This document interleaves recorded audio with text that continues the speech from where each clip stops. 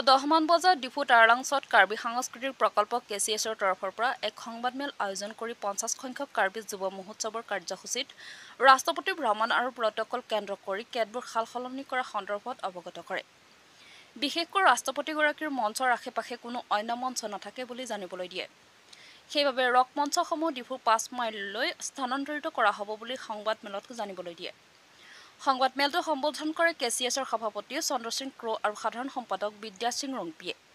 এই সাংবাদিক মেল আপোনালোকক মতাৰ কাৰণ উদ্দেশ্যটো হৈছে আপোনালোক সকলোৱে জ্ঞাত যে এবাৰ 50তম কাৰ্বি যুৱ মহোৎসৱ সোণালী জয়ন্তী উৎসৱৰ লগত সংগতি ৰাখি আমি ভাৰতৰ ৰাষ্ট্ৰপতিগৰাকী আমি আমন্ত্ৰণ জনাইছে আৰু সেই আমন্ত্ৰণ ক্ৰমে অহা 17 তাৰিখে আমাৰ ৰাষ্ট্ৰপতিগৰাকী আহিব 12টা বজাত। গতিকে মাননীয় সভাপতিগৰাকীৰ অহাৰ লগত সম্পৰ্ক ৰাখি যিটো আমাৰ প্ৰটকল আছে সেই প্ৰটকলৰ অনুযায়ী আমি কিছুমান সালসলনি কৰিবলগীয়া হৈছে আমাৰ কিছুমান কাম। প্ৰথম কথাটো হৈছে আপোনালোকে সকলোৱে জানে যে ৰাষ্ট্ৰপতিগৰাকী যোনটো স্থানত বহিব সেই স্থানৰ ওচৰে পাজৰে একো মঞ্চ হৈ যাব নোৱাৰে। এই ৰাষ্ট্ৰপতিগৰাকীৰ বহা মঞ্চৰ বাহিৰে কোনো এটা মঞ্চ হ'ব নোৱাৰে। তাত 3 দিন আগত গোটেই ক্লিয়াৰ হ'ব লাগে। কিন্তু আগতে আমি যিটো আমাৰ কাৰ্যসূচীত আমি অন্তৰ্ভুক্ত কৰিছিল কিছুমান কাৰ্যসূচী কিন্তু আমি আৰু অন্য জেগাত আমি ল'বলগীয়া হৈছে, স্থানান্তৰ কৰিবলগীয়া হৈছে। আমি বিশেষকৈ 5 মাইলত যিটো ষ্টেডিয়াম আছে তাত আমি লৰজ্যোতি মঞ্চ নামকৰণেৰে আমি তাতে হৈ আছে, তাতে আমাৰ ৰক বেণ্ড তাতে চলিব। কিন্তু 12, 13, 14লৈকে থাকিব আমাৰ চেমচন চিটিত, কিন্তু 16ৰ পৰা 19লৈকে তাত যাব। এই সম্পৰ্কে মই আপোনালোকক অৱগত কৰিব খুজিছোঁ। গতিকে আমি আশা কৰিছোঁ এই কথা আপোনালোকৰ মাধ্যমেৰে সকলো জনসাধাৰণক লৈ যাবলৈ। গতিকে এটা কথা মই সমূহ কাৰ্বি ৰাইজক, কাৰ্বি আংলংবাসীক মোৰ এটা বিনম্ৰ অনুৰোধ আৰু আহ্বান যে সঁচাকৈ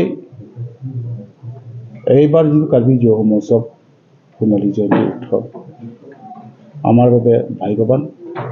আমি প্ৰথমবাৰৰ বাবে আমি ভাৰতৰ ৰাষ্ট্ৰপতিক আমি লগ পাওঁ। ভাৰত স্বাধীন হোৱা প্ৰায় ৭০ বছৰ পিছত ই কিন্তু এটা বুৰঞ্জী হৈ ৰৈ যাব। গতিকে তাৰ বাবে আপোনালোক সকলোকে আমি এটা আহ্বান জনাইছোঁ যাতে যেন আমাৰ এই সোণালী জয়ন্তী আমি উদযাপন কৰিবলৈ গৈ আছোঁ শান্তি মনেৰে, যাতে যে আমি উদযাপন কৰিব পাৰোঁ। তাৰ বাবে কাৰ্বি আংলংবাসী ৰাইজ, কাৰ্বি আংলঙৰ বাহিৰেও যিসকল সাংস্কৃতিক ৰাইজ আছে আমাক সহযোগ আগবঢ়াব বুলি ৰাখিছোঁ আৰু সকলোকে আমাক সহযোগ কৰাৰ আশাৰে মই এটা আহ্বান জনাইছোঁ। গতিকে মই কিছু কথা ৰৈ যাব পাৰে, আমাৰ সম্পাদকে বাকীখিনি কথা ক'ব। মোৰ ফালৰ পৰা খুব বিশেষ এতিয়া আৰু ক'বলৈ নাই। আমাৰ সভাপতি ডাঙৰীয়াই ধুনীয়াকৈ ক'লে যিটো প্ৰটকল মতে আমাৰ ৰাষ্ট্ৰপতি মহোদয়ে যিটো মঞ্চত তেখেতে আহি উপস্থিত হ'বহি, সেইটো মঞ্চৰ কাষত কোনো এটা মঞ্চ থাকিব নোৱাৰে। এইটো এটা প্ৰটকল। আমি সিহঁতক আহ্বান জনাইছিলোঁ 14 তাৰিখে, কিন্তু তেখেতৰ সময় হ'ল 17। তাৰ বাবে আমাৰ সেই প্ৰকল্পটো কিছু সালসলনি কৰিবলগীয়া হ'ল। বিশেষকৈ আমি যিটো আমাৰ ৰক শ্ব'সমূহ আমি তাৰ কাষতে এটা বনাইছিলোঁ, কিন্তু সেই প্ৰটকলৰ বাবে ইয়াৰ পৰা চেঞ্জ কৰিবলগীয়া হ'ল। সেইকাৰণে আমি চিন্তা কৰিলোঁ 12 তাৰিখৰ পৰা 15 তাৰিখলৈকে যিটো ৰক শ্ব' হ'ব আমি চেমচন সিং তেওঁতে দিম, আৰু বাকী 16ৰ পৰা একেবাৰে 19লৈকে যিটো ৰক বেণ্ড হ'ব, বিশেষকৈ আমাৰ আমন্ত্ৰিত অতিথিসকলৰ শিল্পীসকলৰ এইটো 5 মাইলৰ আমি লৰজ্যোতি মঞ্চ নাম দি পেলাই আমি তাত এটা বেলেগ এটা মঞ্চ আমি তাত গঠন কৰিছোঁ। সেই মঞ্চতে তাতে পাৰফৰ্ম কৰিব। প্ৰথম 16 তাৰিখে পাৰফৰ্ম কৰিব ইণ্টাৰনেশ্যনেল ফেম নাজৰাট। তাৰপিছত আৰু 17 তাৰিখে আহিব পাপন। তাৰপিছত আৰু 18 তাৰিখে যিটো ৰক বেণ্ড কম্পিটিশ্যন হ'ব সেইটো তাতে হ'ব। তাৰ লগতে শেষৰ দিনাখন আহিব মোহিত চৌহান, এইটো বলিউডৰ এজন গায়ক, তেখেতে আহিব। আৰু সেই হিচাপতে আমি গোটেই আমাৰ প্ৰগ্ৰামটো কিছুমান সাল সলনি কৰিব লগা হৈছে, সেইকাৰণে আপোনালোকক আজি মাতিব লগা হৈছে। আৰু বিশেষকৈ আমাৰ ৰাষ্ট্ৰপতি মহোদয়া থাকিব, ইয়াত থাকিব মাত্ৰ 2 ঘণ্টা, তাৰে আৰু মঞ্চত থাকিব থাকে মাত্ৰ 52 মিনিট। তাৰ মাজে কিছুমান প্ৰগ্ৰাম কৰিব লগা হৈছে। বিশেষকৈ বিতং প্ৰগ্ৰাম এইটো আমাৰ DC ফালৰ পৰাই কৰিব, কিন্তু বিশেষকৈ আমাৰ ফালৰ পৰা আমি প্ৰচেষ্টা লৈছোঁ। এখেতৰ সন্মুখত যিহেতু আমাৰ কাৰ্বি আংলঙত আহিছে, কাৰ্বি আমাৰ অনুৰোধত আহিছে, গতিকে কাৰ্বি সম্প্ৰদায়ৰ বিষয়ে কিছুমান তেখেতক জনাব লাগিব। সেইকাৰণে প্ৰথমে আমি কি কৰিলোঁ, আমাৰ 200 জন জ্যেষ্ঠ কাৰ্বি ব্যক্তিক আমি গোট খুৱাই আমাৰ সেই পিতালৰ খোলা তোলাৰ যিটো আমাৰ পৰম্পৰা আছে, বক্ৰক নাম শিকো, আমি ঈশ্বৰক বোধন কৰা এটা প্ৰগ্ৰাম লৈছোঁ। তাৰপিছতে নিমচু কিৰুং আমাৰ দহাত যিটো হয় নাচ, সেইটো এটা ফক ডান্স এটা তেখেতৰ সন্মুখত আমি প্ৰদৰ্শন কৰিম। তাৰ লগতে আমাৰ যিটো সোণালী জয়ন্তী বৰ্ষৰ বাবে এটা আমি থিম ছং ঠিক কৰিছিলোঁ, সেই থিম ছং ইতিমধ্যে প্ৰায় ভাইৰেল হৈ গৈছে। এই থিম ছঙৰ তালত আমি এটা ডান্স দেখুৱাম তেখেতৰ সন্মুখত। বিশেষকৈ এই 3টা আমাৰ ফালৰ পৰা হ'ব। আৰু যোৱাকালি শুনালৈকে এই প্ৰট'কলৰ কিবা হেৰি COVID-19 যিটো প্ৰট'কল আছে, সেইটো কোনো আকৌ লাগু হৈ গৈছে।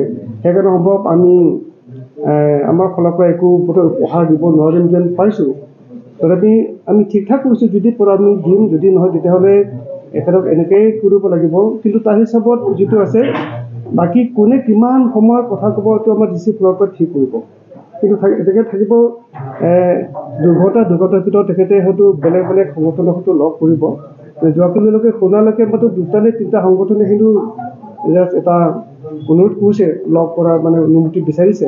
কিন্তু তাৰ ভিতৰত অনুমতি ইয়াৰ পৰা দিব নোৱাৰে আমি জনামতে, কিন্তু তালৈ তেওঁলোকে ফৰৱাৰ্ড কৰিব ৰাষ্ট্ৰপতি ভৱনত, তাৰ পৰা আহিব, তাৰ পৰা আহিলেহে তেওঁলোকক মানে ৰাষ্ট্ৰপতি মহোদয়ে লগ কৰিব দিব। এনেধৰণৰ এটা প্ৰট'কল ইয়াত হৈছে। বিশেষকৈ এইটো এটা আমাৰ বাবে এইটো এটা কিন্তু এটা এচিভমেণ্ট বুলি আমি ধৰিছোঁ। বিশেষকৈ কাৰ্বি যুৱ মহোৎসৱৰ এইটো আমাৰ এচিভমেণ্ট, এইটো এটা ইতিহাস। আৰু বিশেষকৈ কাৰ্বি আংলঙৰ বাবেও এইটো ইতিহাস। আমাৰ স্বাধীনতা হোৱা 76 ইয়াৰৰ পিছত কিন্তু প্ৰথমবাৰৰ বাবে ৰাষ্ট্ৰপতি আহিছে আমাৰ কাৰ্বি আংলঙত, নহয় জানো? আৰু বিশেষকৈ আমাৰ কাৰ্বি যুৱ মহোৎসৱ আৰু আমাৰ কাৰ্বি সাংস্কৃতিক সমাজৰ বাবে এইটো এটা ইতিহাস। আৰু এইটো আমি অন্ততঃ আমাৰ বিশেষকৈ আমাৰ ৰয়িংহিৰ পৰা আৰম্ভ কৰি তেখেতসকলে যিটো আৰম্ভ কৰি দিছিলে, এতিয়া আমাৰ সোণালী জয়ন্তী বৰ্ষত আমি যে আমাৰ ভাৰতবৰ্ষৰ সকলোতকৈ এজন মহান ব্যক্তিয়ে বিশেষকৈ কিবা ফাৰ্ষ্ট চিটিজেনক আমি যে প্ৰথমগৰাকী নাগৰিক যে আজি আমি আমন্ত্ৰণ জনাই তেখেতক ইয়াত উপস্থিত হ'বলৈ যে সেইটো এটা সফলতা বুলি আমি ধৰি লৈছোঁ। তাৰ বাবে বিশেষকৈ আমি সমূহ কাৰ্বি আংলং ৰাইজৰ ওচৰতো আমি ধৰি লওক কৃতজ্ঞ। বিশেষকৈ অকল আমাৰ বুলি নহয়, গতিকে কাৰ্বি আংলঙবাসীৰ আশীৰ্বাদ থকাৰ বাবে আমি এইটো সম্ভৱ হৈছে বুলি ধৰিছোঁ।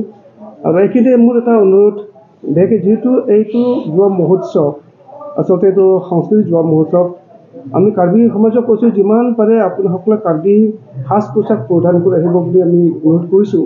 তাৰ লগতে আমাৰ কাৰ্বি আংলঙত থকা বা কাৰ্বি বাহিৰত থকা অনা কাৰ্বিসকলৰ যিমান জনগোষ্ঠীসকল আছে, সকলো যে নিজৰ নিজৰ সাজ পোছাক পিন্ধি পেলাই যদি আহে, খুব মানে আমি ভাল পাম।